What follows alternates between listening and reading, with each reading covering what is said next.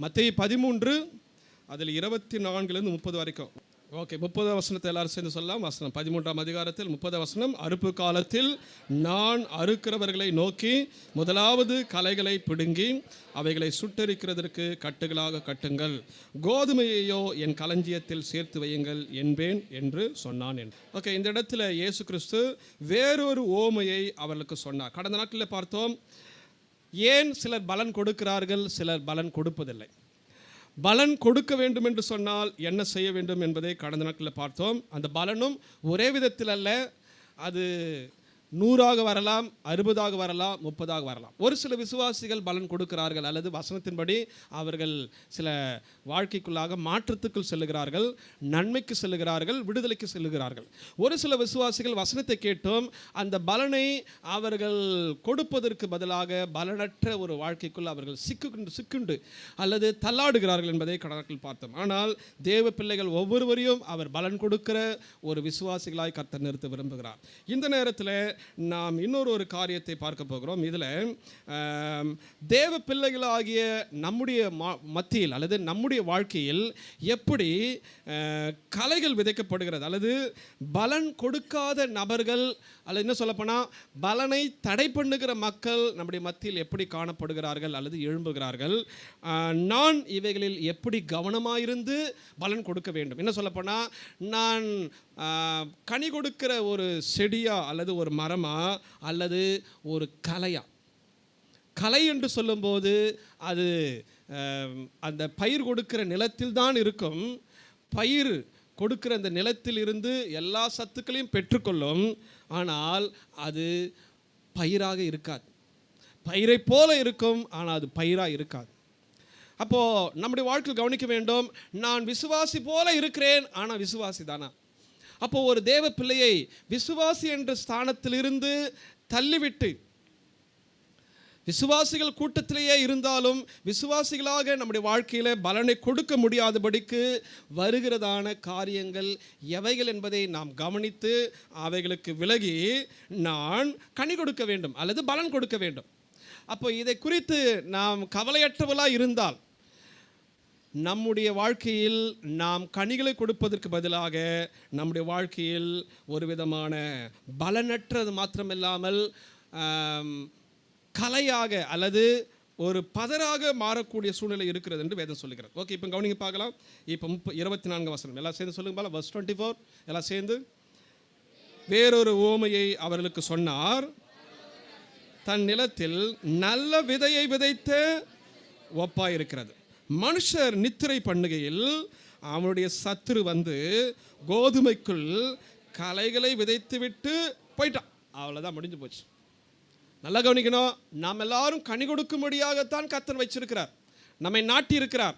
ஆனால் நாம் களைகளாக மாறி களைகளாக நம்முடைய வாழ்க்கை இருப்பதை கடவுள் விரும்பவில்லை. இந்த ஓமையின்படி பார்க்கும்போது இது விசேஷமாக விசுவாச கூட்டத்துக்குள், சபைக்குள், ஆவிக்குரிய உலகத்துக்குள் இருக்கிற ஒரு நபர் எப்படி காணப்படுகிறார் என்பதை குறித்து வேதம் சொல்லுகிறார். அப்போ கவனமாக இருக்கணும். இதில் நான் கனி கொடுக்கிற, பயிர் கொடுக்கிற ஒரு செடியாக இருக்கிறேனா அல்லது நான் கலையா? கலைன்னு சொல்லும்போது அதுவும் நல்லா செழிப்பதாக வளரும். நீங்கள் இந்த பயிரெலாம் வச்சுக்கலாம் தெரியும். களை எடுக்குது சொல்லுவாங்க, கேள்விப்பட்டுக்கிறீங்களா? களை எடுக்குது கேள்விப்பட்டுக்கிறீங்களா? பயிர் இருக்கும், களை எடுப்பாங்க. ஆனால் களை எடுக்கும்போது கொஞ்சம் அப்படியே செல்ஃபோன் பேசிக்கின்னு அப்படியே எடுத்து என்ன ஆகிடும், எது காலி ஆகிடும், பயிரும் பிடிங்கிடுவாங்க. அதனால தான் கலையை ரொம்ப கவனம் எடுப்பாங்க. ஆனால் இந்த ஓமையில் என்ன சொல்கிறது தெரியுமா? ஆண்டவர், கலையை நீங்கள் உடனே எடுக்காதீங்க. நீங்கள் கலையை எடுத்தீங்கன்னா கலை நல்ல கனி கொடுக்குற விசுவாசியும் பாதிக்கின்றார். அதுக்கு நிறைய காரணங்கள் இருக்கிறது. பட் நம்ம முதல்ல கவனிக்க போகிறோம். இந்த நேரத்தில் எது விதை, எது நிலம், எது கலை, விதைக்கிறது யார், அறுக்கிறது யாருன்றதை ஆண்டவர் இதில் பதில் கொடுத்துட்டார். பொதுவாக ஓமையை பொறுத்த வரைக்கும் எல்லாத்துக்கும் விளக்கம் இதில் இருக்காது. ஆனால் இந்த ஓமையிலையும் முன்னாடி படித்த ஓமையிலும் அவரே பதில் கொடுத்துருக்கிறார். இதுனா இப்படி, இதுனா இப்படி. அதனால் நம்ம இஷ்டத்துக்கு என்ன பண்ண முடியாது, ஓமையை நம்மளே அர்த்தம் கொடுக்கக்கூடாது. தெளிவாக புரிஞ்சுக்கணும், சரிங்களா? ஓகே, இப்போது 36 வசனத்துக்கு அப்படியே வாங்க பார்க்கலாம். மத்தேயு 13:36. ஓகே, சொல்லுங்க பார்க்கலாம். அப்பொழுது ஜனங்களை அனுப்பிவிட்டு ஓகே, எல்லாத்தையும் சொல்லிட்டு வீட்டுக்கு போயிட்டார். ஓகே, சீஷர்கள் அவரிடத்தில் வந்து நிலத்தின் கலைகளை பற்றிய ஓமையை ஆண்டவர் எங்களுக்கு சொல்லிக் கொடுங்க. ஏதோ சொன்னீங்களே, நிலம், களை, பயிர், சத்துரு, அப்புறம் வேலைக்காரங்க, இப்போலாம் என்ன ஆண்டவர் ஒன்றும் புரியல சொல்லிட்டு சொல்கிறாங்க. ஓகே, உடனே அதுக்கு விளக்கம் சொல்லுகிறார். 37 வருஷத்தை அப்படியே பாருங்க. அவர் பிரதியுத்தரமாக, நல்ல விதையை விதைக்கிறவன் மனுஷகுமார். கரங்களை வைத்து ராம சொல்ல முடியுமா? ஆண்டவர் எப்பொழுதுமே நல்லது தான் விதைக்கிறார், எல்லாருக்கும் விதைக்கிறார். என்ன சொல்ல போனால், போன ஓமையின்படி சொல்ல போனால் எல்லாருக்கும் தான் விதைக்கிறார். வசனம், தேவனுடைய வார்த்தை ஆண்களுக்கு ஒரு மாதிரி, பெண்களுக்கு ஒரு மாதிரி. இங்கே இருக்கிற ஒருவர் சிறு பிள்ளைங்க இருக்கிறாங்க, ஒரு சில புது ஆத்துமாக்கள் இருக்கிறாங்க, அவங்களுக்குலாம் வேறு மாதிரிலாம் கிடையாது. வேணா அவங்களுக்கு தனியாக பிரிச்சும் போயிட்டு சொல்லிக் கொடுக்குற விதம் தான் இன்றைக்கி இருக்கிற பெரிய டிஃபிகல்ட், இன்றைக்கி இருக்கிற பெரிய சேலஞ்சு கூட சொல்லலாம். ஏன்னா அவங்களுடைய ஸ்டாண்டர்ட் வேறு, இவங்களுடைய ஸ்டாண்டர்ட் வேறு, பிள்ளைங்களுடைய ஸ்டாண்டர்ட் வேறு, வாலிபுடைய ஸ்டாண்டர்ட் வேறு, புரிந்து கொள்கிற தன்மை. அதனால தான் அது வேறு மாதிரி சொல்ல வேண்டியதாக இருக்கிறது. மற்றபடி சபை ஆராதனை என்று சொன்னால் எல்லாருக்கும் ஒன்று தான். எத்தனை பேர் விசுவாசிக்கிறீங்க? ஆராதனை எல்லாருக்கும் ஒன்று தான். கரங்களை வைத்து ராமே சொல்ல முடியுமா? நல்ல கரங்கள், பெண்களை ஒரு ராமே சொல்ல முடியுமா? ஆராதனை எல்லாருக்கும் ஒன்று தான். எல்லாரும் கர்த்தரை தான் ஆராதிக்க வந்திருக்கோம். கவனிக்க வேண்டும். அப்போ ஆண்டவர் வசனமாகிய விதையை எல்லாருக்கும் கொடுக்கிறார். நான் புதுசாக நேற்று ரட்சிக்கப்பட்டு உள்ள வந்தாலும் வசனம் தான். நான் ரொம்ப நாள் எனக்கு விட்டால் பிரசங்கம் பண்ணும் பாஸ்டர், என்னை விட்டுருங்க அப்படி சொன்னாலும் உங்களுக்கும் வசனம் ஒன்று தான், மாற்றம் கிடையாது. ஆனால் இதில் கவனிக்க வேண்டிய ஒரு காரியத்தை நல்லா கவனிக்கணும். இந்த நிலம் யார் என்று சொன்னால் உலகம். 38 வசனத்தை பாருங்கள். நிலம், உலகம் என்றால் உலகத்தில் இருக்கிற மக்கள். அதான் கேட்கிற விதத்தை கவனியுங்கள். கேட்கிற கூட்டம் வித்தியாசமானது. ஒரு கூட்டம் கேட்கிறது அப்படியே போய்விடுகிறது, ஒரு கூட்டம் கேட்கிறது உற்சாகமாக கேட்கிறது, கொஞ்ச நாளுக்கு அப்புறம் காணாமல் போயிடுறாங்க. ஒரு கூட்டம் கேட்குறாங்க, கேட்டுக்கினே இருக்கிறாங்க, ஒன்றும் காணோம். ஒரு கூட்டம் கேட்கிறார்கள், ஏதோ முடிஞ்ச அளவுக்கு வசனத்தின்படி நான் வாழ்கிற ஆண்டவரே, என்னால் முள்ள முடியல ஆண்டவரே, ஒரு 30% நான் வாழ்ந்து கண்ணி கொடுக்குறேன், ஒரு 60% உமக்கு கண்ணி கொடுக்குறேன், இல்லை ஆண்டவர் நான் வசனத்தின்படி முழுமையாக வாழ்வேன், வசனத்தை மீற மாட்டாண்டவர், எனக்கு நஷ்டம் வந்தாலும் பரவாயில்ல, என் பேர் கெட்டு போனாலும் பரவாயில்ல, வசனத்துக்கு நான் வாழ்க்கை ஒப்பு கொடுத்துட்டேன் அப்படி என்று வாழ்கிறவர்களும் இருக்கிறாங்க. ஒரு ஆமே சொல்ல முடியுமா? எல்லா காலத்திலும் இருக்கிறார்கள். அட்லீஸ்ட் நம்ம ஒரு நல்ல நிலத்தில் விழுந்த விதைகளாக இருந்தால் ரொம்ப நல்லது. அப்போ நிலம் என்பது உலகம். நல்ல விதை ராஜ்யத்தின் புத்திரராம். நல்ல விதை யாராம்? அப்படின்னா கடவுளுடைய பிள்ளைகள். எத்தனை பேர் ஆமே சொல்ல முடியும்? கலைகள் யாராம்? பொல்லாங்கனுடைய புத்திரர். பொல்லாங்கன்னா யாரு சொல்லுங்க, சத்தமாக சொல்லுங்க. பிசாஸ். அவன் தான் நம்முடைய எதிரி, பிரதான எதிரி. அவன் மட்டும்தான் எதிரி. அநேக நேரத்தில் மனிதர்கள் எதிரியாக நம்ம மாற்றிக்கிறோம். சொந்தக்காரன் தான் என் முதல் எதிரி, என் பக்கத்து வீட்டுக்காரன் தான் முதல் எதிரி, நம்ம தான் மாற்றிக்கிறோம். இல்லை, சத்துருக்களையும் சிநேகிங்கன்னு சொல்லிட்டார், அவ்வளோதான். சத்ருவாக இருக்கட்டும், சத்ருவாக இருந்தால் பரவாயில்ல, உன் வீட்டாரே உனக்கு சத்ரு அப்படின்னு ஆண்டு சொல்லியிருக்கிறாரு. அதனால் சத்ருவையே பார்த்துன்னு இருக்காத. சத்ருவை சத்ருவாக மாற்றி செயல்படுகிற முக்கியமான சத்ரு பிசாஸ். ஓகே, இப்போ பிசாஸ் என்ன பண்ணுகிறான்? அவன் கலைகளாகிய பொல்லாங்கனுடைய புத்திரரை விதைக்கிறான். ஏன்னா வசனம் 39 சொல்லுகிறது, அவைகளை அல்லது அந்த கலைகளை விதைக்கிற சத்ரு யார் தான்? பிசாசு. அப்போ இந்த உலகில் கலைகளாக அநேகரை உருமாற்றி வைத்திருப்பது பிசாசு. வசனத்தை கேட்க முடியாமல் வசனத்தை எடுத்து போடுவது அவன் வேலை. வசனத்தை கேட்டாலும் வசனத்தை ஏற்றுக்கொண்டாலும் அதை அக்ரி பண்ணி செயல் வடிவத்தில் அப்ளிகேஷன் நடைமுறைக்கு கொண்டு வர முடியாதபடிக்கு தடைகளை கொண்டு வருகிறது வேலை அவன் வேலை. இப்போ நாம் கவனிக்க வேண்டும். நான் உண்மையாகவே நல்ல நிலத்தில் விழப்பட்ட விதையாக வாழ்க்கையில் வசனத்தை ஏற்றுக்கொண்டு ஒரு நல்ல நிலமாக அல்லது நல்ல விதையாக நான் காணப்பட போகிறேனா, கலையாக காணப்பட போகிறேனா? கீழே பார்த்தீங்கன்னா அடுத்தது அறுப்பு உலகத்தின் முடிவு. அதான் எஜமான் கிட்ட வந்து சொல்கிறான், வேலைக்காரன் சொல்கிறான், பாஸ் சார் நீங்கள் நல்ல விதை தானே வச்சுட்டு போனீங்க, ஏன் எப்படி கலைலாம் வந்துச்சு? கலைனா அந்த செடி போலவே இருக்கும், அது டூப்ளிகேட். இன்னுமே சொல்லும்போது டூப்ளிகேட் விதைகள். அது நல்லா செடியாக இருக்கும், பார்க்குறதுக்கு நல்லா தான் இருக்கும், ஆனால் அது நெல் மணியையோ கோதுமை மணியையோ கொடுப்பதுக்கு பதிலாக தேவையில்லாத காரியம் உள்ளத்து கொடுத்து வச்சிடும். இதுதான் கலை. கிராமத்துலலாம் நல்லா சொல்லுவாங்க, இதெல்லாம் நல்லா தெரியும், கலையை பற்றி நல்லா தெரியும். களை எடுத்தல்னே ஒரு ஒர்க் இருக்குது விவசாய மத்தியில். தண்ணி பாய்ச்சி அந்த அந்த விதையை போட்டு அதை வளர செய்து நெல்மணி வளர செய்து நாற்று நடுதுன்னு ஒரு ப்ராசஸ் சொன்னால், நாற்றுலாம் நட்டுட்டு தண்ணிலாம் பாய்ச்சி நல்லா வளரும்போது பார்த்திங்கன்னா களை எடுக்கிற ஒரு சீசன் அல்லது களை எடுக்கிற ஒரு வேலைன்னு அதில் இருக்குது. நான் சொல்ல உண்மைதானா? அதுக்கப்புறம் பார்த்திங்கன்னா அந்த அறுவடை செய்து களத்தில் கொண்டு போயிட்டு அடித்து அதில் பதற தனியாக பிரிக்கிறது, அது ஒரு ப்ராசஸர். ஓகே, இப்போ வேதம் சொல்லுகிறது அறுப்பு உலகத்தின் முடிவு, அறுக்கிறவர்கள் தேவ தூதர்கள். சொல்லுங்க பல யாரா அவர்கள்? ஓகே, வசனம் 40 சொல்லுகிறது, எல்லாம் சேர்த்து சொல்ல. வசனம் 40, ஆதலால் கலைகளை சேர்த்து இவ்வுலகத்தின் முடிவிலே நடக்கும். அப்போ கலைகளை ஒரு தனியாக பிரிக்கிற நேரம் எப்போங்க? நம்ம யாரும் இன்னொரு விசுவாசியை பார்த்து நீ கலை நீ பதறலாம் சொல்லக்கூடாது. ஒரு அல்லையில் சொல்லுங்க பார்க்கலாம். ஆண்டு கேட்பார், நீ என்ன ரொம்ப சுத்தமான விதையான்னு கேட்பார். அல்லேலூயா. நம்ம சில நேரத்தில் நம்ம வேலை என்ன பண்ணுவோம்மா, அவர் சரியில்லை இவர் சரியில்லை. இல்லை இல்லை இல்லை, நான் விதையாக இருக்கிறேன்னா அதான் என் வேலை. இப்போ பாருங்க, முன்னாடி சொல்லுகிறார் 27, எல்லாம் சேர்ந்து சொல்லுங்க பாலாம். 27 வசனம் எல்லாம் சொல்லுங்க பாலாம். இருட்டு எஜமானுடைய வேலைக்கார அவனிடத்தில் வந்து,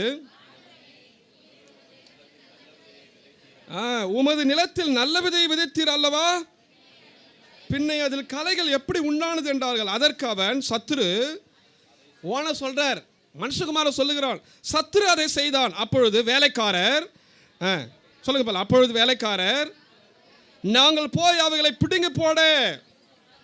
ஆண்டவரை விடுங்க, ஆண்டவரை பிடுங்க எறிகிறோம் பாருங்க ஆண்டவரே. எப்பா வேணாம் பண்றார். ஒரு அள்ளியில் சொல்லுங்க பாலாம், நல்லா கருத்தாம சொல்ல முடியுமா? அப்ப சபைக்குள் பதரும் இருக்கலாம், நெல்மணியும் இருக்கலாம், பதரும் இருக்கலாம், அல்லது கலைகளும் இருக்கலாம். ஆனால் அது ஆண்டு என்ன சொல்றாருன்னா, அவன் நம்ம விட்டுருப்பா, அதை நான் பார்த்துக்கிறேன், நீ கொஞ்சம் அமைதியாரு. சில நேரத்தில் கிறிஸ்தவர்கள் மத்தியில் கிறிஸ்தவர்களை போல இருந்தாலும் அவள் வாழ்க்கை கிறிஸ்துவுக்குள் இருக்காத வாழ்க்கையை நீங்கள் பார்க்கலாம். விசுவாசி என்கிற பெயரிலே சபைக்குள் அல்லது கிறிஸ்தவ வட்டாரத்தில் நீங்கள் காணலாம். ஈவன் இன்க்ளூடிங் காட்ஸ் சர்வன்ட்ஸ், ஊழியக்கார் போல இருக்கலாம். நாங்கள் இப்படி பண்ணுறாங்க, கொஞ்சம் நீங்கள் நிதானிக்க பழகிட்ட போதும். அதனால தான் பைபிளை தூக்கி வந்தா வாங்க பிரைஸ் லார்ட் சொல்கிறது, அப்படியே தீர்க்கதரிசி 2 தீர்க்கதரிசி சொன்னால் அப்படியே மயங்கி போய் எங்கள் வீட்டுக்கு வாங்கன்னு கூப்பிட்றது தேவையில்லாத ஒன்று என்று ஏன் சொல்லுகிறோம்? அவர்கள் நிலத்தின் விதைகளாக இருந்தால் அவங்க ஊழியமே வித்தியாசமாக இருக்கும். ஒரு அலையில் சொல்லுங்க பார்க்கலாம், கரங்களை உயர்த்தாமல் சொல்லுங்க, நல்ல கரங்களை உயர்த்தி சொல்லுங்க பார்க்கலாம். கலைகளாக இருந்தால் அது வேறு மாதிரி தான் இருக்கும். ஆனால் நிறைய நேரத்தில் விசுவாசிகள் நல்ல நிலத்தில் விழுந்த விதைகள் ஏமாந்து போது உண்டு. தெரிந்து கொள்ளப்பட்டவர்களே வஞ்சிக்கப்படுகிற காலம் என்று ஆண்டவர் ஏன் சொல்லுகிறாருன்னா இதுதான். ஆண்டவர் கலைகளை பிடுங்கிறதுக்கு ஒரு நேரம் ஆகாது. இது பொல்லாத விசுவாசி, இது பொல்லாத ஊழியக்காரன், இது பொல்லாத அப்போஸ்தலன், பொல்லாத தீர்க்கதரிசி ஆண்டவர் தெரியும். ஆனால் ஆண்டவர் அதை விட்டு வைக்கிறார். நம்ம வேலை, நான் முதலில் கலையாக இருக்கிறேனா அல்லது கனி கொடுக்கிற ஒரு நல்ல விதையாக இருக்கிறேனா? இரண்டாவது, அப்படி ஒருவேளை கனியற்ற ஒரு வாழ்க்கைக்குள் பதரை போல் அவர்கள் மாறிக்கொண்டிருக்கிறார் அல்லது பதற ஆயிட்டாங்கன்னு சொன்னால் அவங்களோட வாழ்க்கையை விட்டு நான் கொஞ்சம் கவனமாக விலகிக் கொள்வது நல்லது. ஓகே, அப்போ ஆண்டவர் சொல்லுகிறார் அல்லது மனுஷகுமாரன் சொல்லுகிறார், வேண்டாம்பா கலைகளை பிடுங்கும்போது 29, அதற்கு அவன், வேண்டாம் கலைகளை பிடுங்கும்போது கோதுமையும் கூட பிடுங்காதபடிக்கு விட்டுகின்றார்.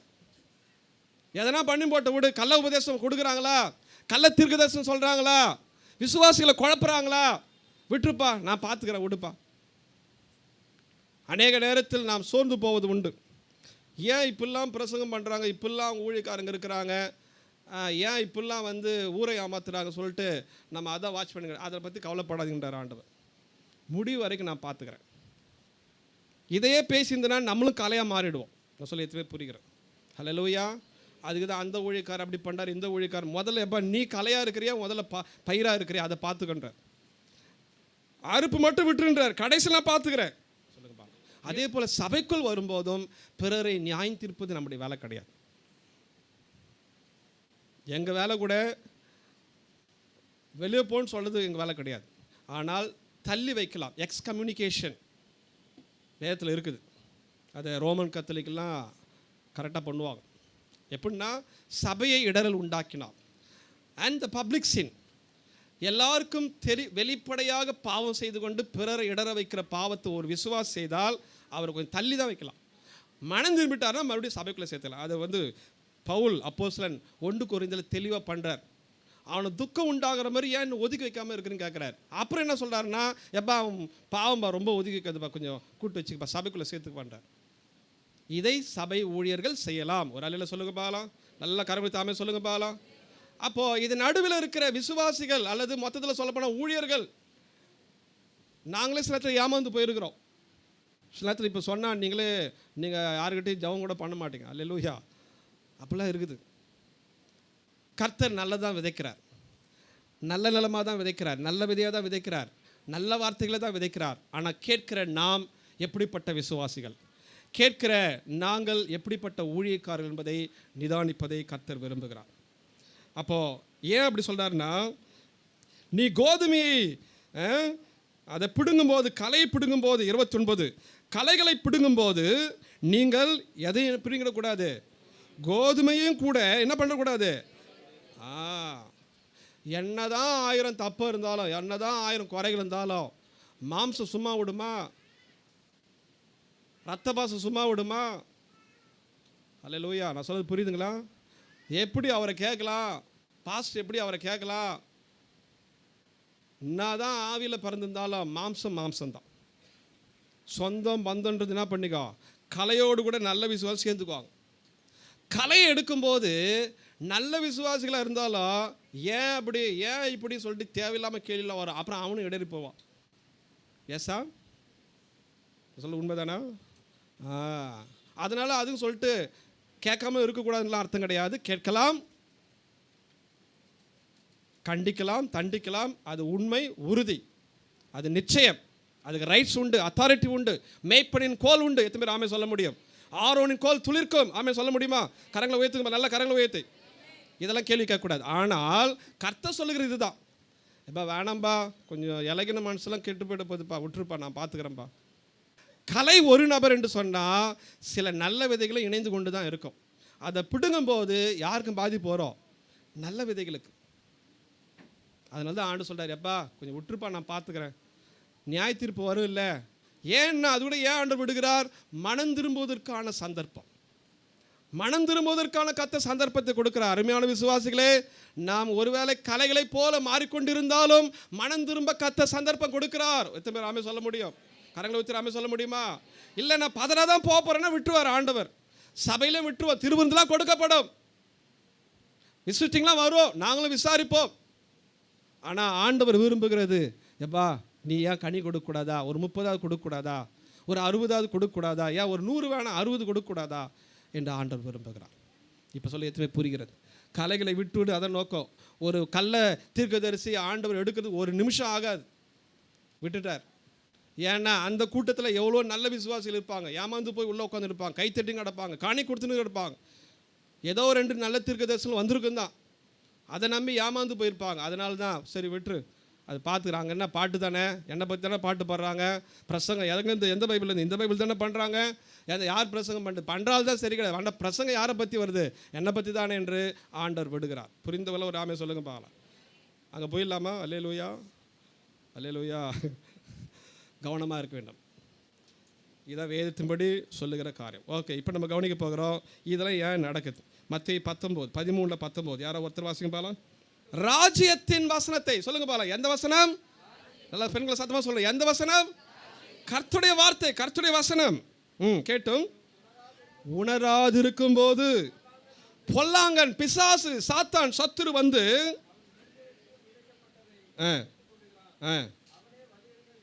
பாருங்க. அப்போ வசனத்தை கேட்டு உணரலனா அதில் களை போட்டு போயிடுறது எவ்வளோ நேரம் ஆகும்? இப்போ பாருங்க, அதே 13ஆம் அதிகாரம் 25வது வசனம். எல்லாம் சேர்ந்து சொல்லுங்க போல. வசனம் 25. மனுஷர், ஓகே எல்லாம் சொல்லுங்க போல. மனுஷர் நித்திரை பண்ணுகையில் சத்துரு வந்து கோதுமைக்குள்ள எதை போட்டு போயிட்டா? கலையை போட்டு போயிட்டான். ஒரு பக்கம் நல்ல விசுவாசம், பலன் கொடுக்குற விசுவாசம் தான், இன்னொரு பக்கம் கலையும் போட்டு போயிட்டான். அதுதான் பி அலர்ட், எச்சரிக்கையாயிருங்கள் என்று ஆண்டு சொல்லுகிறார். தெளிந்த புத்தியுள்ளவர்களாக இருங்கள், விழித்திருங்கள், ஜெபம் பண்ணுங்க. இன்னைக்கு ஜெபத்தை குறித்து யாரா தவறா பேசுகிறாங்களா? எவ்வளோ பெரிய ஊழியக்காரன் கூட இருக்கட்டும், கலையாக மாறின்னு இருக்கிறாங்க. கவனமாக இருங்க. நீ ஜெபத்தை யாரும் அற்பமாக என்றாங்களா? கவனமாக இருங்க. ஜெபமற்ற கிறிஸ்துவ ஜீவியம் கிடையாது, வசனமற்ற கிறிஸ்துவ வாழ்க்கை கிடையாது. பிடிக்கலாம் கூட ஜெபம் பண்ணி தான் ஆகணும். ஒரு ஆமே சொல்லுங்க பார்க்கலாம். உங்களால் முடியல அமைதியாக இருங்க. ஆனால் பண்ணுகிறவர்களை நீங்கள் தடை பண்ண வேண்டாம். வேலை வெட்டி இல்லாதவர்களுக்காக ஜெபம் அல்ல, வேலையில் உற்சாகமாக இருக்கிறவனுக்கு தான் ஜெபம். ஒரு ஆமே சொல்லுங்க பார்க்கலாம். சோம்பேறிகளால் தான் ஜெபம் பண்ண முடியாது. எத்தனை நான் சொல்லுது புரிகிறது? பார்வோன் சொல்லுகிறான், ஆராதிக்க போனுங்க, எங்களை விடுங்க. சோம்பேறி தான்பா, நீங்கன்னா சோம்பேறி ஆயிட்டீங்களான்றா. நான் சொல்லுகிறேன், ஆராதனைக்கு வருகிற சோம்பேறிகள் அல்ல, ஆராதனைக்கு வராதவர்கள் தான் சோம்பேறி. அல்லேலூயா. இதான் கலை. ஆராதனை விட்டுறக்கூடாது, ஜபத்தை விட்டுறக்கூடாது. கலை உணராது இருக்கும் போது கேட்கறது காதல போகுது. சபைக்குள்ளதான் இருக்கிற விசுவாசி தான். எஸ், ஊழியக்காரன் தாங்க, பைபிள்லாம் தூக்கிட்டங்க, பட்டெல்லாம் வாங்கிட்டங்க சொல்லலாம். கலைகளா ஆண்டவருக்கு தெரியும். சத்துரு விதைக்கிறான் எப்போ? மனுஷர் என்ன பண்ணும்போது? நித்திரை. அப்படின்னா தூங்கும்போது. எல்லாமே தூங்குறோம்.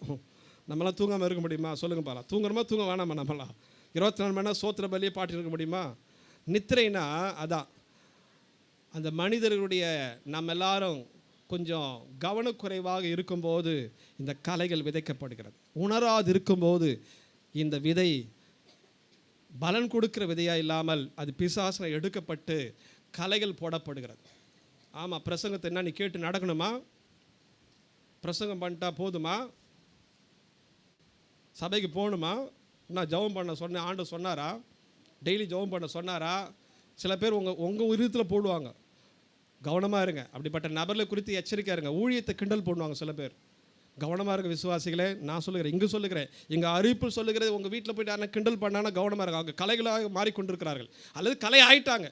சில பேர் எதுக்கு எடுத்தாலும் கிண்டல் கேலி தான். சில நேரத்தில் ஆறாவதில் கண்ணை மூடுங்க வேடிக்கை பார்க்க சொல்ல என்ன தெரியுமா காரணம்? தேவ பிரசனம் உலாவும்.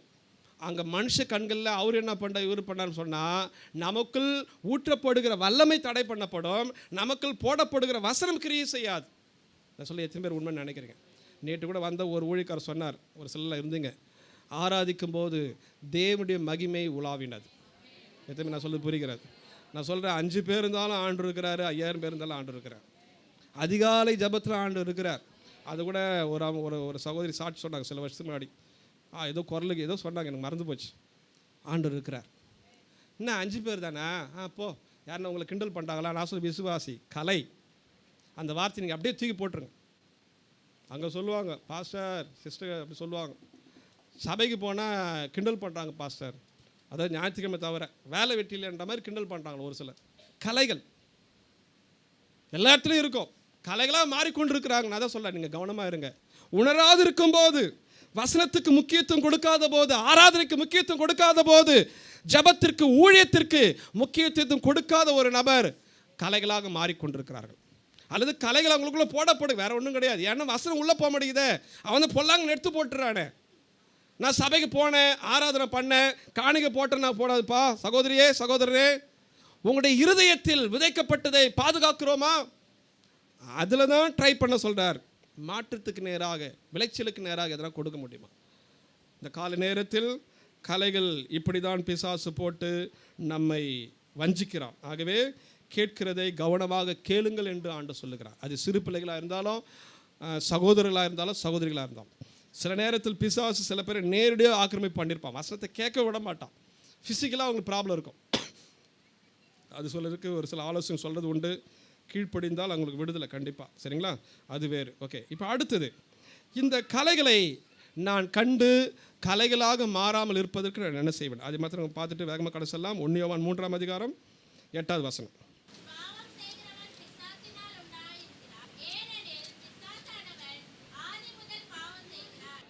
பாவம் செய்கிறான் கிரியைகளை அழிக்கும்படிக்கே.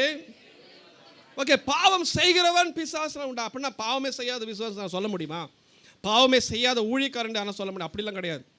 பாவம் செய்கிறவன் என்று சொல்லும்போது, பாவத்தை செய்து மனம் திரும்பாதவன், பாவத்தை செய்து விட்டுவிடாது இருக்கிறவன்.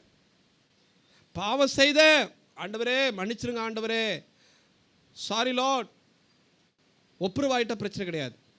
ஒப்புரவாகாமல் மனம் திரும்பாமல் தன் பாவத்தை குறித்து கடினமாக இருந்து அப்படியே இருந்து கொண்டு தொடர்ந்து செய்கிறவன், இட் இஸ் கண்டினியூவிங், அது தொடர்கிறது, தொடர்ச்சியாக நடைபெறுகிறது, அவன்தான் பிசாசினால் உண்டாயிருக்கிறான். ஓகே, வசனம் 9 சொல்லுகிறது. சொல்லுங்க பாலாம். தேவனால் அவருடைய வித்து வசனம் அவனுக்குள் தரித்திருக்கிறது, தேவனால் பிறந்தபடியினால். அப்போ நம்முடைய பிறப்பே முதல்ல சரியா வசனத்தின் அடிப்படையில் பிறந்திருக்கிறோமா, சர்ச்சைக்கு போனால் எதனா கொடுப்பாங்கன்றதுனால பிறந்திருக்கிறோமா? ஏன் கிறிஸ்தவர் ஆனீர்கள்? தைரியமாக கேட்டால் சொல்லணும், இயேசு என் ரட்சகர், எனக்கு மந்திரக்கட்டை உடைச்சார் அல்லது பாவத்தை மன்னிச்சார், என் சாபத்தை நீக்கினார், இயேசு என் ரட்சகர் சொல்லணும். எத்தனை பேர் ஆமாம் சொல்லணும்? நாமெல்லாம் வசனத்தினால் பிறந்தவர்கள், இயேசுவை ரட்சகராக ஏற்றுக்கொண்டு பிறந்தவர்கள்.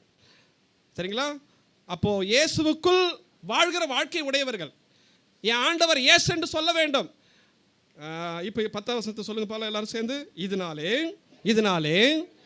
எல்லாரும் சேர்ந்து, இதனாலே தேவனுடைய பிள்ளைகள் நீதியை செய்யாமலும் எவனும் தேவனால் உண்டானாலும். ஒரு ஆமே சொல்ல முடியுமா? கரங்களை வைத்து ஆமே சொல்ல முடியுமா? எல்லா கரங்களை வைத்து சொல்ல முடியுமா? ஹல்லேலூயா. அப்போ நான் தேவனுடைய பிள்ளை என்று சொன்னால் முதல்ல இயேசுதான் என் ரட்சகர், தேவனால் பிறந்திருக்க வேண்டும், வசனத்தை ஏற்றுக்கொள்ள வேண்டும். பிறப்பே வசனத்தினால்தான், வசனம்தான் வித்து. அது யாக்கோபில் தெளிவாக சொல்லப்படுகிறது. வாசிக்கிறேன். 1 யாக்கோபு 1ஆம் அதிகாரம் 18வது வசனம்.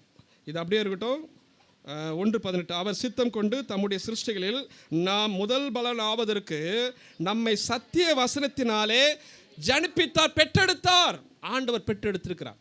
எத்தனை பேர் ஆண்டவரால் பிறந்தவங்க? ஒரு ஆமே சொல்லுங்க பாக்கலாம். ஹல்லேலூயா. இதான் சத்தியம். நீங்கள் இயேசு நம்பி இயேசுடைய வசனத்துக்கு ஒப்பு கொடுத்தாவே நீங்கள் ரட்சிக்கப்பட்டிருக்கிறீங்க. என்ன சொல்லப்போனால் உங்களுக்குள் ஆவியானவர் இருக்கிறார். பரிசுத்த ஆவியின் அபிஷேகத்தை பெறாதுன்னு தனியாக பெற்றுக்கொள்ளுங்க, அது வேற, மறுபடியும் சொல்லுகிறேன். ஆனால் உங்களுக்குள் ஆவியானவர் இருக்கிறார். எத்தனை பேர் விசுவாசிக்கிறேன்? வசனத்தை விசுவாசத்து வசனத்துக்கு நடுங்கினாவே உங்களுக்குள் ஆவியானவர் இருக்கிறார். ஆவியானவருடைய கிருபை கிரியை இல்லாமல் நீங்கள் கிறிஸ்துவை அறிக்கையிட முடியாது.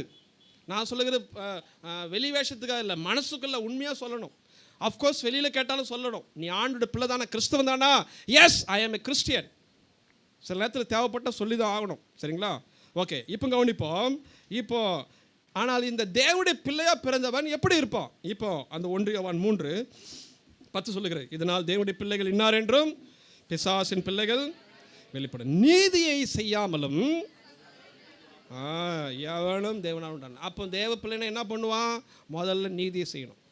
ஆமாம், நான் தான் நீதிமான், அல்லேலூயா. சபையில் யாரும் நீதிமான் கிடையாது பாஸ்டர் அப்படி சொன்னால் முதல்ல அவர் நீதியே உள்ளவர் அல்ல.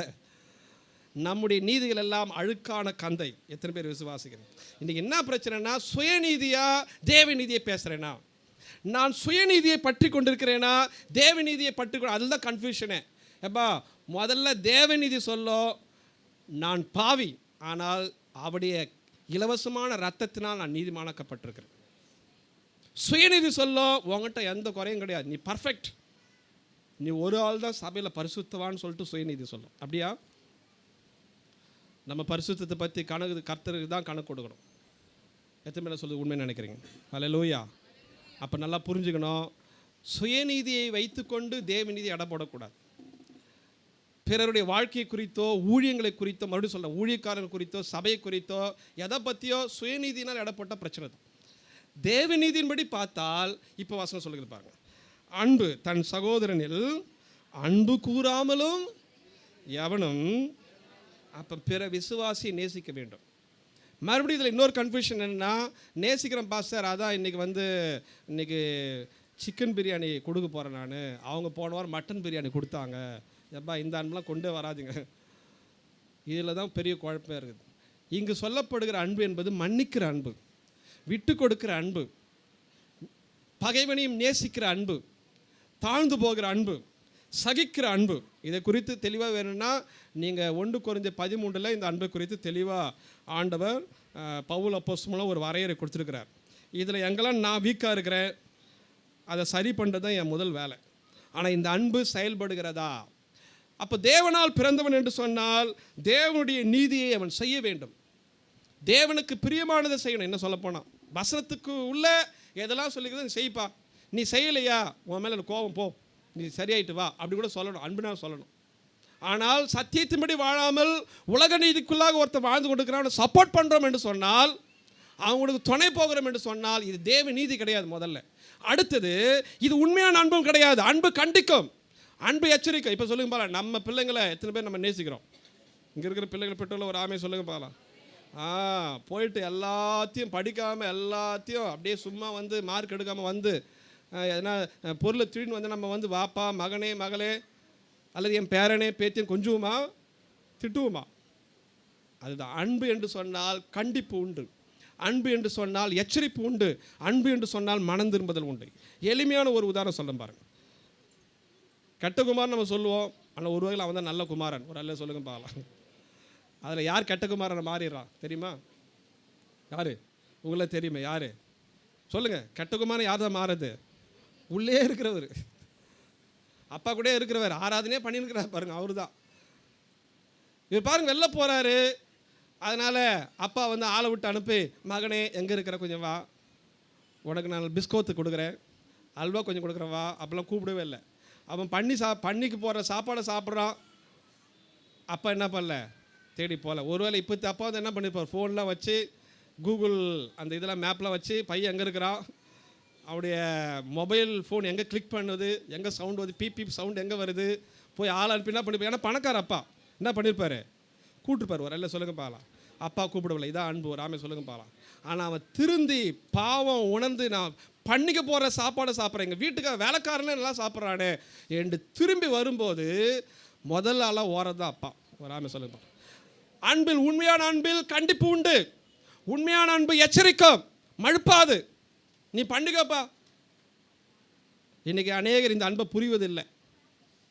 இந்த அன்பு தான் உண்மையான அன்பு. பொறுத்திருக்கும், காத்திருக்கும். நம்முடைய பிள்ளைகளை நாம் உண்மையாக நேசித்தா தப்பு பண்ணிட்டு விட மாட்டோம். சபைக்குள் ஒரு விசுவாசி இடறுகிறான்னு சொன்னால் தப்பு பண்ணிட்டு விடக்கூடாது, அவர்கள் மனம் திரும்ப வேண்டும். ஆனால் மனம் திரும்பும்போது முதல் ஆளை நம்ம தான் ஏற்றுக்கொள்ள வேண்டும். எத்தனை ராமே சொல்ல முடியும்? எத்தனை ராமே சொல்ல முடியும்? ஏற்றுக்குவீங்களா?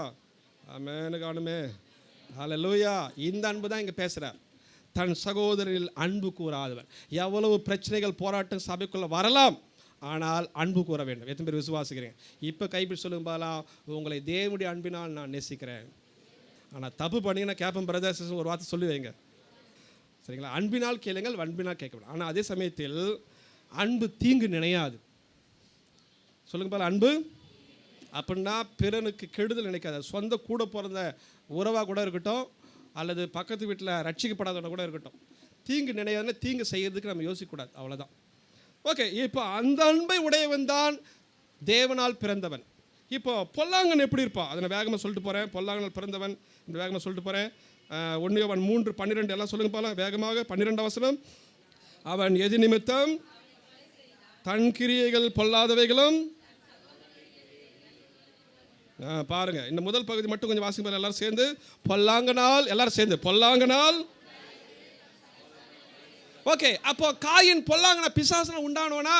ஆதியாகமம் 4ஆம் அதிகாரம் சொல்லுது. அப்படியே வேகமாக பாருங்க பார்க்கலாம். ஆதியாகமம் 4ஆம் அதிகாரம். அப்போ பிசாசுகிட்ட இருந்து அவன் நேரடியாக பிறந்து வந்தவனா? 4ஆம் அதிகாரம் 1வது வசனம் யாரோ ஒருத்தர் வாசிங்க பார்க்கலாம்.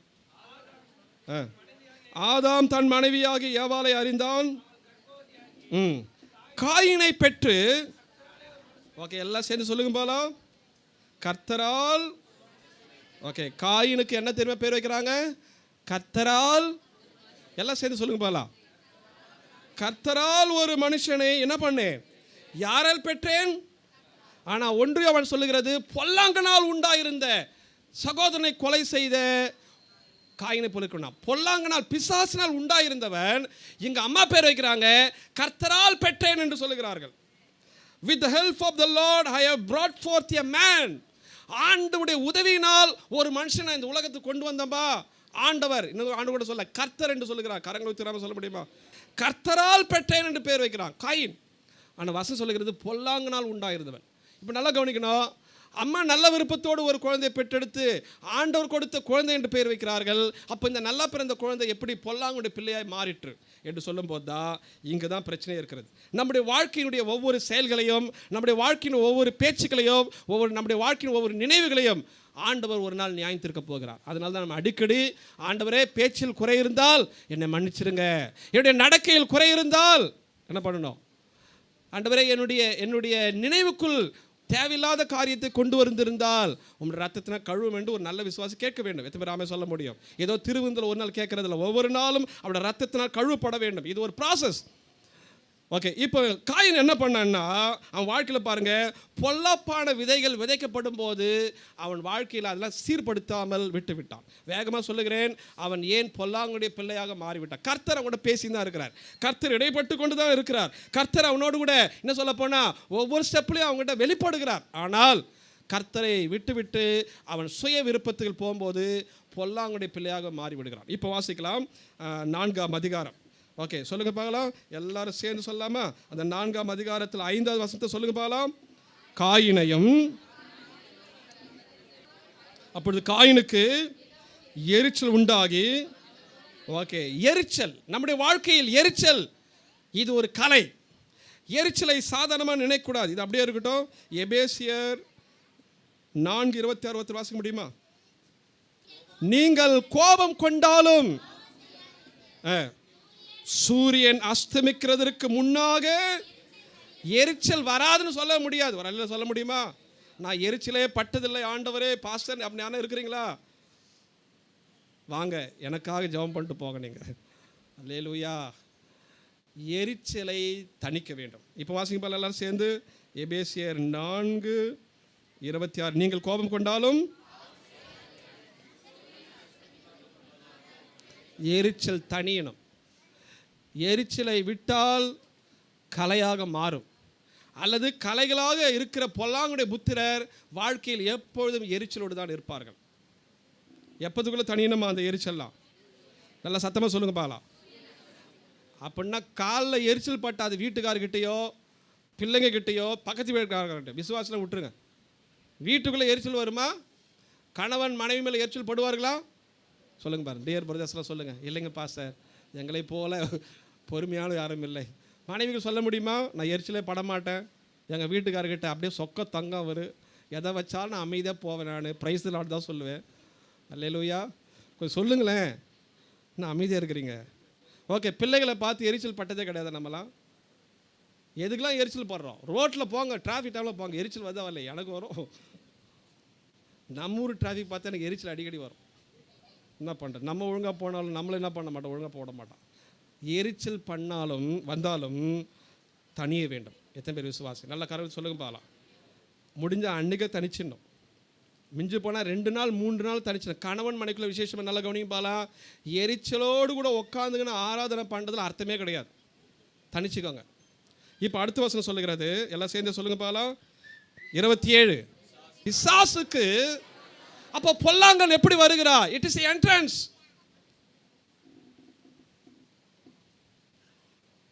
சின்ன காரியம்தான். இந்த கோபம்ன்றது எரிச்சல் சின்ன காரியம்தான். ஆனால் இன்னைக்கு அநேகர் கலைகளாக மாறுவதற்கு இதுதான் வழியாக மாறுகிறது. 2வது அவன் வாழ்க்கையில் 8வது வசனத்தை வாசிங்க பார்க்கலாம். 4:8. காயின் சகோதரன் ஆகிய, அப்போ உள்ள என்ன இருக்குது? உள்ள என்ன இருக்குது? எரிச்சல் இருக்குது. ஆனால் தம்பிக்கிட்ட என்ன பண்ணுறா?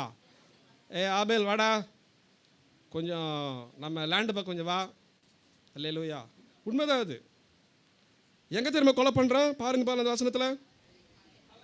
வயல்வெளி யாருடைய ஒர்க்கு, யாருடைய ப்ரொஃபஷன்? காயினுடைய ப்ரொஃபஷன். அப்போ பாருங்கள், ஆடு மேய்க்கிற இடத்துல அவங்க கொலை பண்ணலாம். அவன் இடத்துல போய் கொலை பண்ணல. எங்கே கூட்டு போயிருக்கிறான்? அவன் வா தம்பி பாரு, லேண்ட்லாம் இப்போ நல்லா வளைச்சிருக்கு பாரு.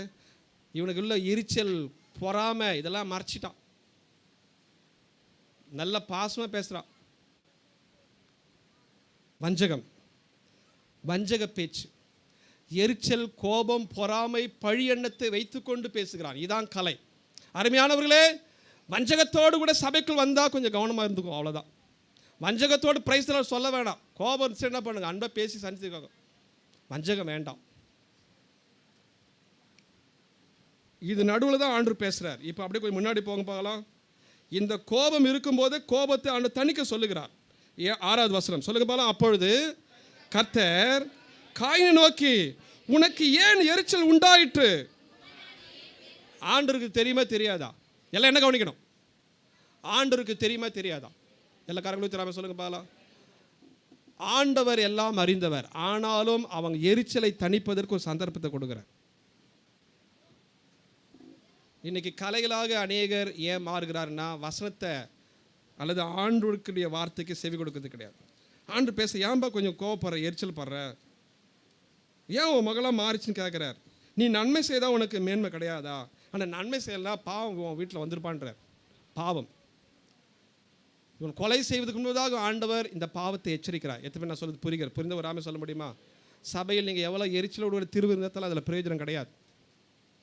எரிச்சலோடு கூட போடுகிற காணிக்கையில் கர்த்தர் பிரியப்பட மாட்டார். நாங்கள் ப்ளஸ் பண்ணுவோம், அது எங்கள் வேலை. ஆண்டவர் இதை ஏற்றுக்கொள்ள மாட்டார். காணி கொடுத்துட்டு எல்லாம் முடிஞ்சு போச்சு நம்ம நினைக்கக்கூடாது. ரொம்ப கவனமாக இருக்க வேண்டும். ஏன் கலையாக சிலர் சபைக்கு பிரயோஜனப்படாமல் இருக்கிறார்கள்? அல்லது சில தேவ ஊழியர்களே கலைகளாக மாறி ஏன் சபைகளை கெடுத்து கொண்டிருக்கிறார்கள்? அவங்களுக்கு இல்லாத டேலண்ட்லாம் கிடையாது, எனக்கு நல்லா தெரியும். அவங்க விட்டால் சூப்பரான பிரசங்கம் பண்ணுவாங்க, சூப்பராக ஆவியில் நிரம்ப வைப்பாங்க, சூப்பரான ப்ராஃபிட்டுகள் வரலாம் அவங்ககிட்ட வந்து கொண்டு இருக்கிற எனக்கு தெரியும். கலை, எரிச்சல். ஆண்டவர் பேசும்போது பதிலே கிடையாது. இப்போ பாருங்கள், அந்த 7ஆம் வசனத்தை கீழ்ப்பகுதியை சொல்லுங்க பார்க்கலாம். நீ அவனை ஆண்டு கொள்ளுவாய் என்றார். ஆனால் வசனம் 8 எப்படி தான் ஆரம்பிக்கிறது? காயின். ஆண்டவர் பேசும்போது எதனா பதில் வந்துச்சான் வாயில்? பதில் வரவே இல்லை. No response. எப்பா கோவப்படாதுப்பா, நீ நன்மை செய்தால் உனக்கு நல்லது நடக்குமேன்றாரு. பதிலே கிடையாது. ஆனால் யார்கிட்ட போய் பேசுகிறான்? தம்பிக்கிட்ட போய் பேசுகிறான். 8ஆம் வசனம் அப்படி தான் ஆரம்பிச்சு. காயின் தன் சகோதரனோட ஆபேலோட சொல்லுங்க பாருங்க என்ன பண்ணான்? கரங்களை வைத்து ராமே சொல்ல முடியுமா? ஆண்டவர் பேசுன பதில் கொடுக்கல, இவன் தம்பிக்கிட்ட பேச. இதான் பாசமா? இதான் ரொம்ப அதான் சொல்ல அன்பு முத்தி போச்சா? ஒன்றுமே கிடையாது. வஞ்சகமான அன்பு, ஏமாட்டுகிற அன்பு, மனுஷிக அன்பு. இந்த அன்பு ஒரு நாள் பிறரை இடர பண்ணும். ஓகே, அடுத்தது வசனம் 9 சொல்லுகிறான். கொலையெல்லாம் பண்ணிட்ட பிறகு வசனம் எல்லாம் சொல்லாமல் வசனம் 9 வேகமாக. கர்த்தர் ஆபேல் எங்கே என்றார். அதற்கு அவன், நான் அறியேன் என் சகோதரனுக்கு 2 காரியம். ஒன்று பொய், ஆண்டவரிடத்திலே பொய், ஆண்டவருடைய ஊழியக்காரத்திலே பொய். அதாவது சும்மா பாச வரல தூங்கிட்டேன் முடிஞ்சு போச்சு, அதில் என்ன கிடக்குது? அதாவது இது பெரிய குற்றம். ஏற்கனவே கொலை பெரிய பாவம். அந்த பெரிய குற்றத்தை பொய்யாக மறைக்கிறான். சொல்லுது நல்லா புரியும் நினைக்கிறேன். ஆண்டவர்கிட்ட மறைக்கிறான், ஆண்டவருக்கு தெரியாது அதெல்லாம். 2ஆவது சொல்லுகிறான், இது அதை விட பெரிய ஒரு கலை. அவனுடைய வார்த்தையில் ஒரு எதிர்க்கிற குணம் இருக்கிறது. நான் அறியேன் என் சகோதரனுக்கு முரட்டாட்டமான ஒரு ஆவி, எதிர்க்கிற ஒரு ஆவி, எதிர்த்து பேசுகிற ஒரு ஆவி. அருமையானவர்களே, அருமையான விசுவாசிகளே, ஊழியக்காரர்களாக நாங்கள் எதனா பேசினா தயவுசெய்து எதிர்த்து பேசாதீங்க. உங்கள் அன்புக்கு தான் நாங்கள் பேசுகிறேன். எதுவுமே ராமே சொல்ல முடியும். எனக்கு தெரிஞ்சு அப்படி யாரும் பேசலை. இருந்தாலும் ஒரு முன்னாடியே சொல்லி விடுறது, எப்பவுமே முன்னாடியே சொல்லுவதுதான் நல்லது. அப்படி தானே? அநேகர் சொல்லுகிற குறைகளை ஏற்றுக்கொண்டு விட்டு கொடுத்து தாழ்ந்து போனவர்கள் அநேகர் இங்கே இருக்கிறீங்க. ஒரு ஆமே சொல்ல முடியுமா?